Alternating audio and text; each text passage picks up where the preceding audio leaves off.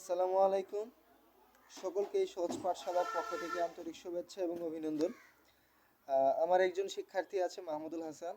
তার লেখা একটি কবিতা অত্যন্ত সুন্দর এবং ভালো কবিতা, মুক্তিযুদ্ধ বিষয়ক কবিতা। তো এই কবিতাটি সে পড়ে শোনাবে এবং আপনারা শুনবেন এবং এই সম্পর্কে আপনাদের মন্তব্য কমেন্টে জানাবেন। তো আমি মাহমুদুল, তোমাকে আমি বলছি এই কবিতাটি পড়ে শোনানোর জন্য। মাহমুদুল, তুমি কবিতাটি পড়ে শোনাও। 1971 মাহমুদুল হাসান। একাত্তরের মুক্তিবাহিনী আমরা জোরে বলো একটু। একাত্তরের মুক্তিবাহিনী আমরা তোমায় ভুলিনি। যতদিন দেহে আছে প্রাণ ততদিন করব তোমাদের সম্মান। তোমাদের মধ্যে অনেকে আছে বেঁচে, অনেকে গেছে মরে, তবুও আমাদের মনকে রেখেছ আগলে ধরে।